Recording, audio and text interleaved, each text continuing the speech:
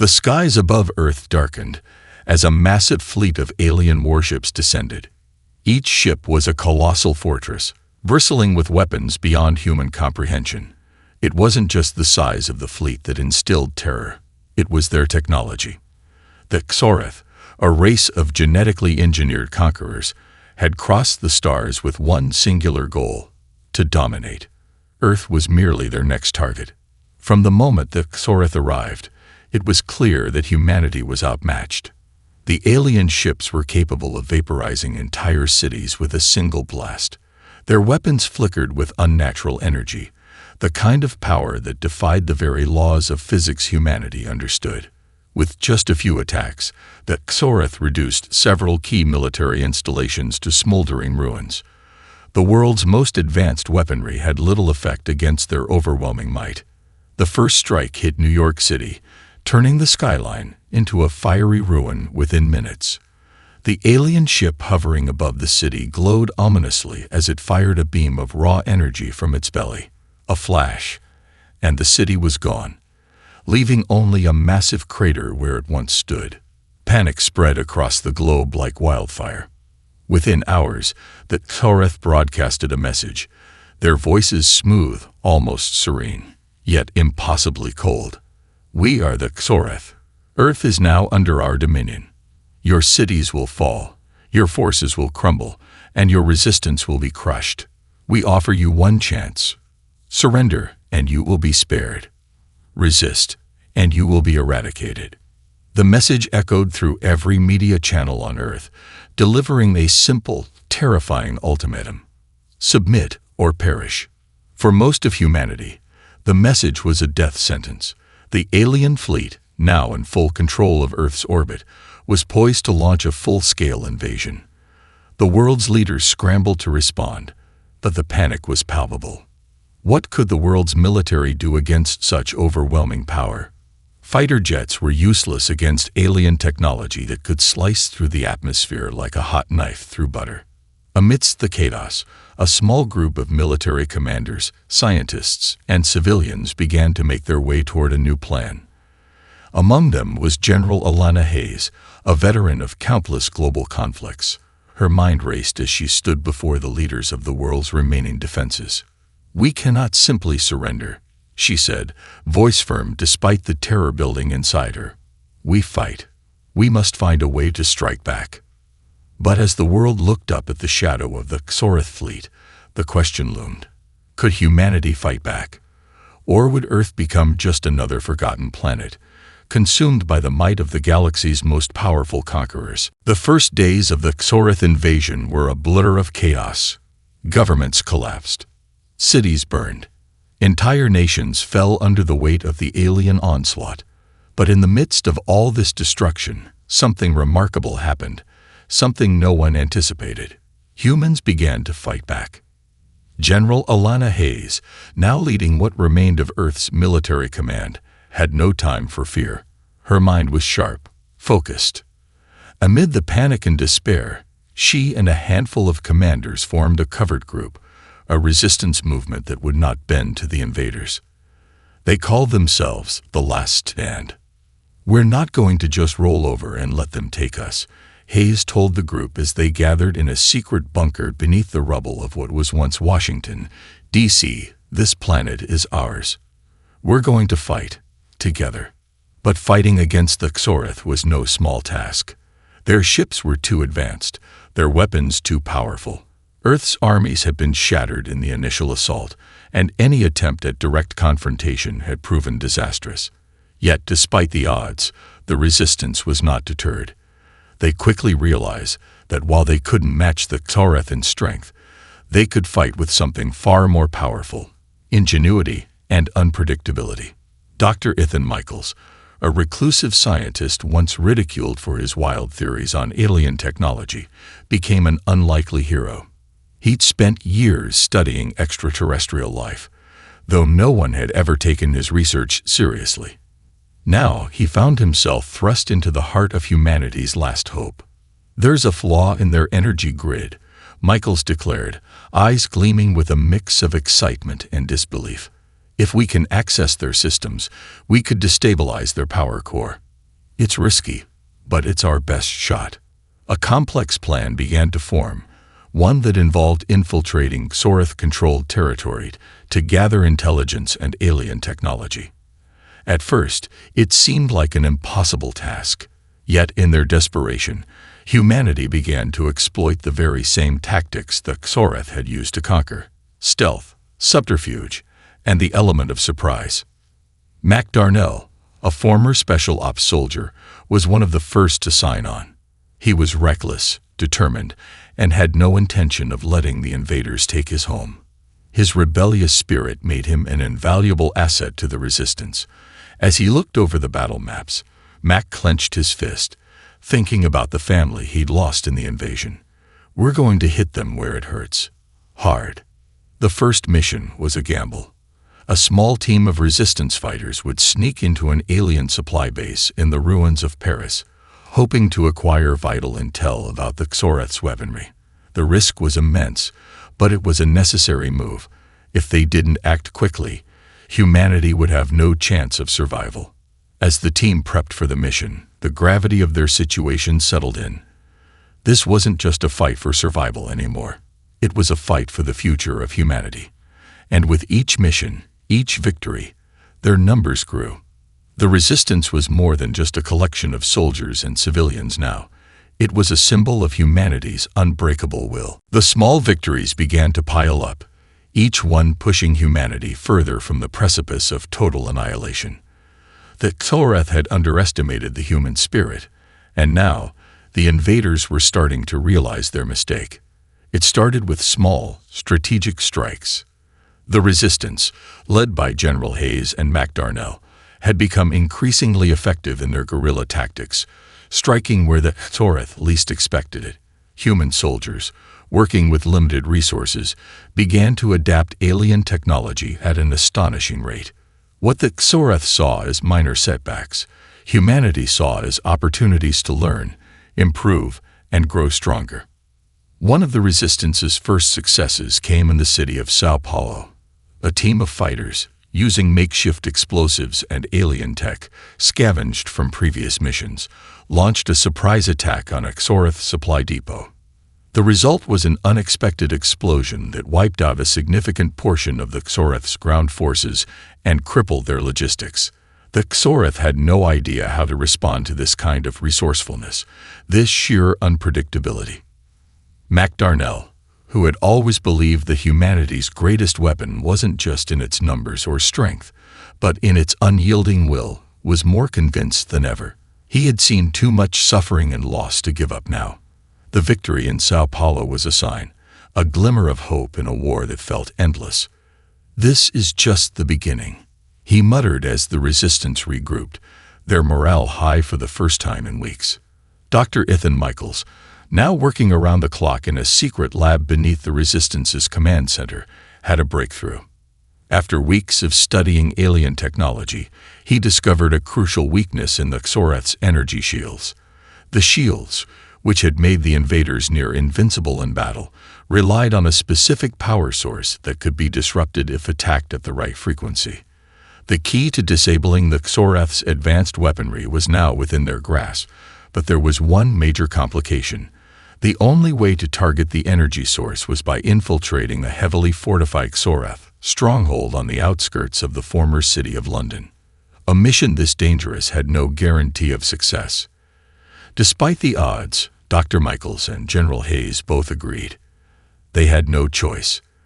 The Resistance had to act, or the aliens would continue their systematic conquest without resistance. Humanity's survival depended on this mission. The fight isn't just about us anymore, General Hayes said as she addressed the Resistance members. It's about every single person left on Earth. We're not just fighting for survival, we're fighting for the future. As the team began to prepare for the high-risk operation, a sense of unity filled the air. The war had forged an unbreakable bond between the disparate nations and peoples of Earth. Former enemies now stood side by side, fighting for one cause. They had learned from their mistakes, adapted to the threat, and most importantly, they had begun to believe they could win. Mac, ready for the mission, made one final vow. We'll show them what humanity's made of. The mission to infiltrate the Xoreth stronghold near London was a gamble. It was the kind of mission where failure meant total destruction. The alien fortress, once a symbol of Xoreth's unchallenged supremacy, was now the Resistance's last hope.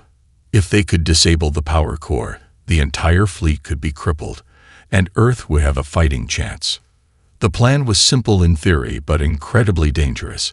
A small, elite team would break through Xoreth defenses, enter the fortress, and plant a virus directly into the heart of the power grid. But everything about the mission, from the alien security to the sheer weight of the risk, suggested that success was unlikely. General Alana Hayes stood over the tactical map, her face a mask of determination. We're outnumbered, outgunned, and underprepared. But we have one advantage: our unpredictability.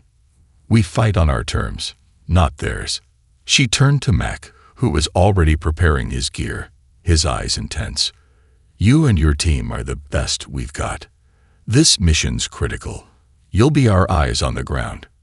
Mac's lips curled into a grin, though the weight of what they were about to face hung heavy in the air. We've never backed down before, General. We're not going to start now. The weight of his words felt like a promise to every person left on Earth. As the team prepped, Dr. Ethan Michaels worked feverishly in the background, fine-tuning the virus he had created, a piece of code capable of overriding the Xoreth's sophisticated systems and sending their entire power grid into chaos. It was a virus like no other. Not only would it destroy their shields, but it would also scramble their communication, throwing the alien forces into disarray. If they succeeded, the Xoreth would lose their coordinated advantage. The assault team was a diverse mix of soldiers and scientists, all of them driven by the same urgent need: survival. The team's leader, Mac, was accompanied by Colonel Rachel Ortiz, an explosives expert who had defied every expectation to survive the initial invasion. Alongside them were a trio of hackers who had proven their worth by disrupting the Xoreth's communications on several smaller operations. After days of planning, the team launched their assault under the cover of darkness. The underground tunnels beneath London were their entry point, secret paths long forgotten, but the only way to bypass the alien fortress' vast security systems. The entire mission depended on stealth and speed. Any misstep would alert the Xoreth, leading to an immediate counterattack. As they neared the heart of the fortress, the tension was palpable. Every moment felt like an eternity. The alien tech inside was far beyond anything they had encountered, a labyrinth of energy shields and automated defenses designed to repel any intruders. Yet the team pressed forward, driven by the knowledge that this was their one shot. "This is it," Mac whispered, his voice steady but filled with adrenaline. "We're going in. We either come out victorious, or we don't come out at all."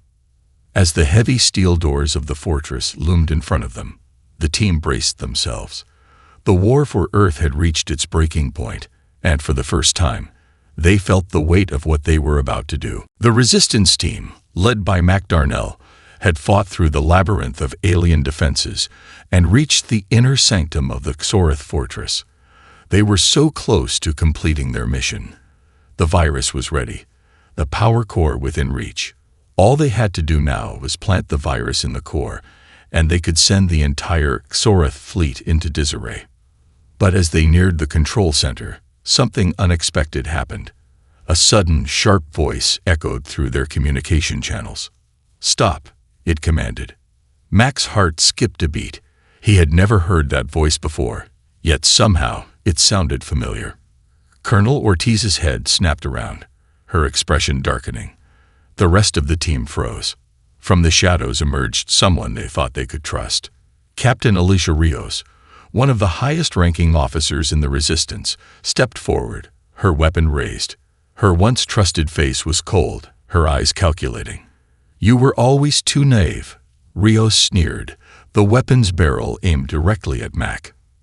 Mac's pulse raced as the realization hit him like a punch to the gut. You've been working with them," he said, voice barely above a whisper. "All this time." Rios' lips curled into a bitter smile.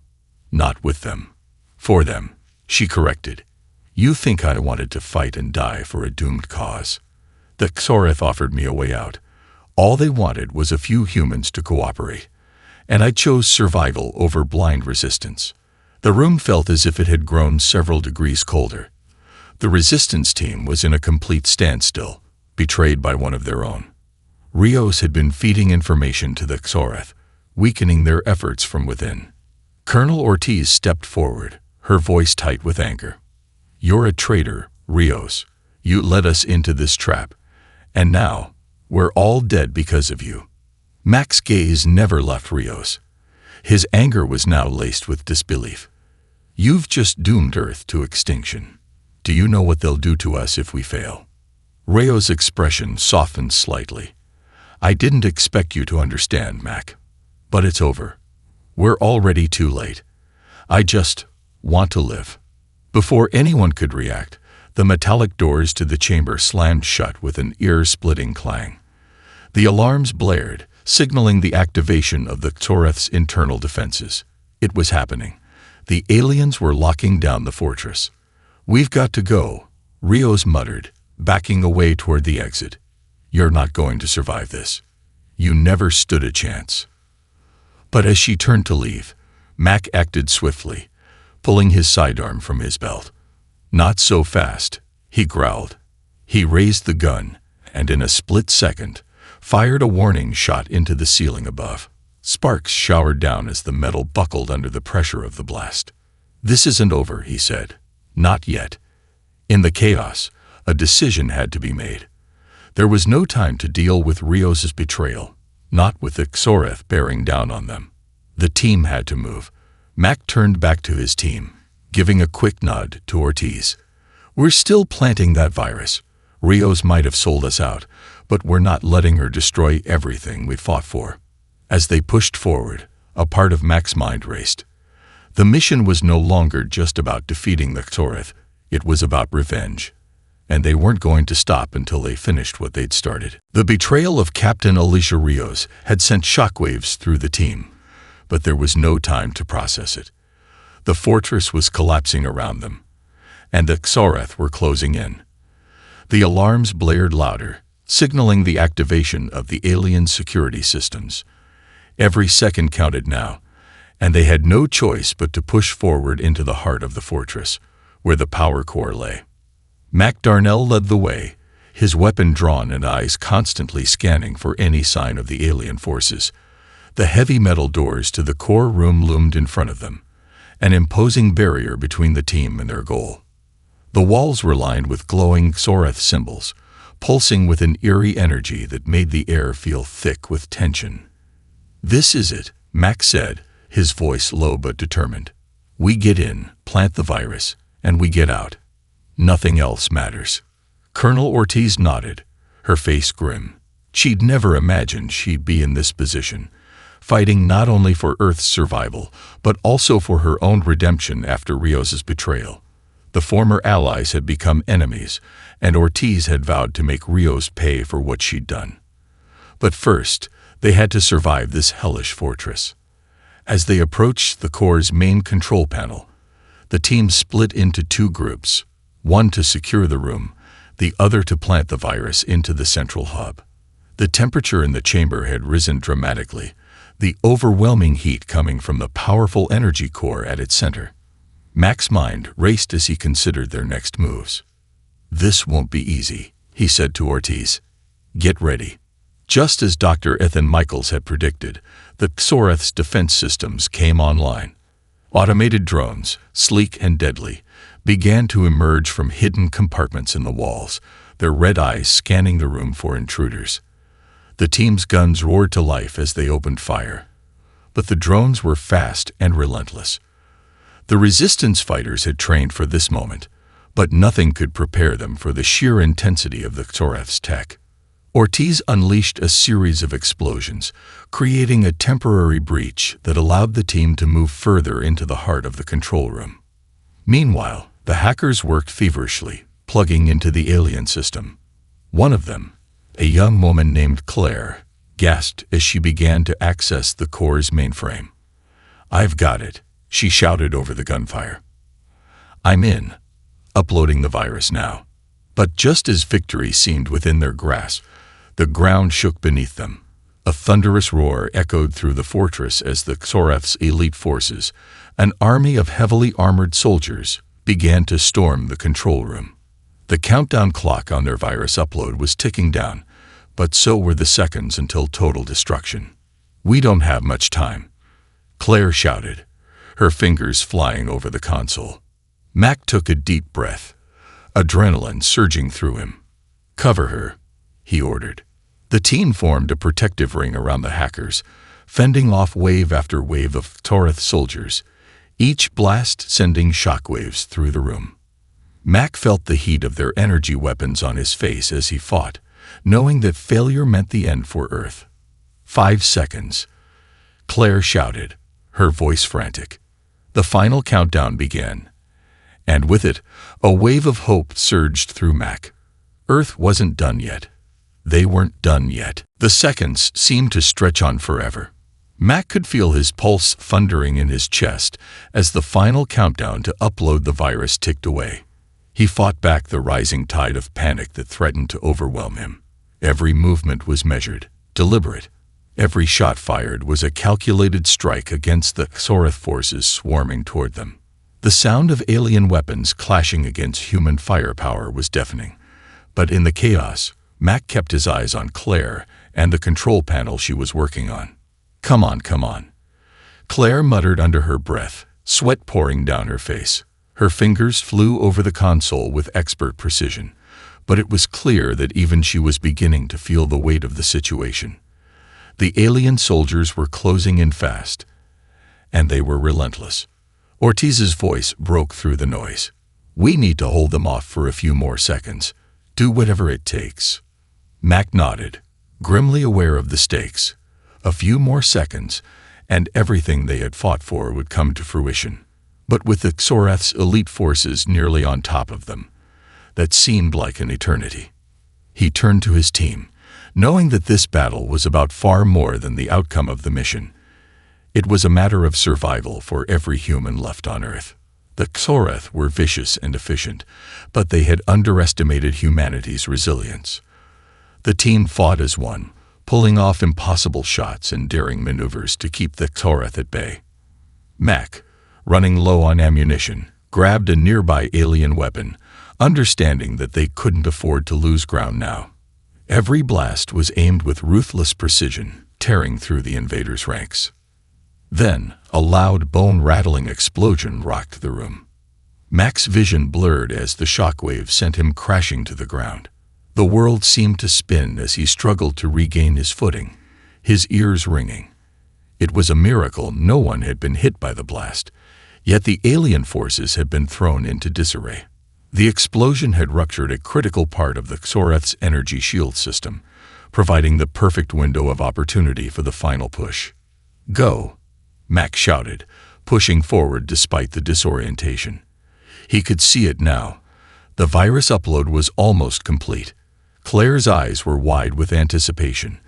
And then, a single triumphant beep echoed through the room.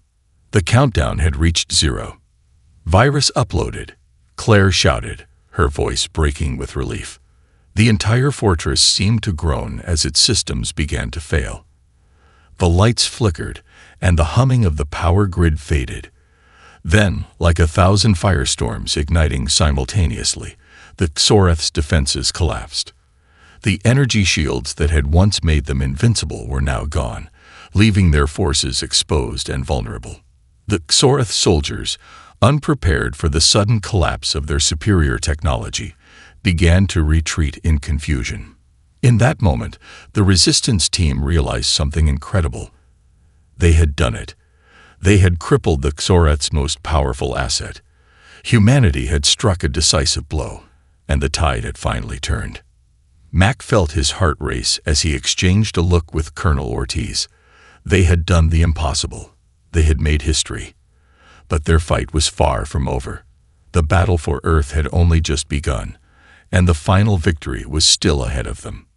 But for now, humanity had won a critical victory. The Xoreth's technological advantage was gone. And in the silence that followed, a sense of hope spread through the team. "We've got them on the ropes," Mac said, his voice steady despite the chaos. "Now it's time to finish this." The Xoreth had been thrown into disarray.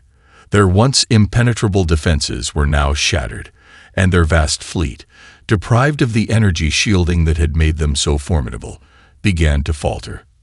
For the first time since the invasion began, humanity saw an opening, a chance to strike back with everything they had left.